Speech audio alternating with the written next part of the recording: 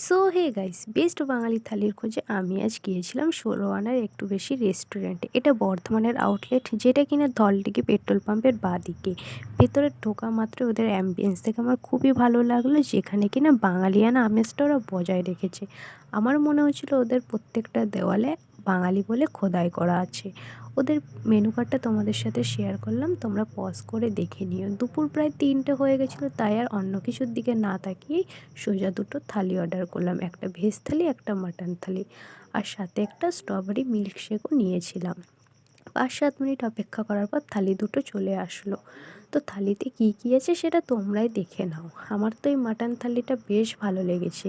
আর ওরা এখানে কমপ্লিমেন্টারি সবাইকে এই আচারটা সার্ভ করছিল, আর ভিনিগারের সাথে পেঁয়াজ, লেবু, লঙ্কা সার্ভ করছিল। আর মাটনের সাইজ দুটো বেশ বড় ছিল, সফট অ্যান্ড জুসি ছিল। তো তোমাদের ভিডিওটা কেমন লাগলো অবশ্যই কমেন্টে জানিও। ভিডিওটা ভালো লাগলে একটা লাইক করে দিও, চ্যানেলটা সাবস্ক্রাইব করে দিও। দেখা হচ্ছে তোমাদের সাথে নেক্সট ভিডিওতে। ততক্ষণের জন্য বাই।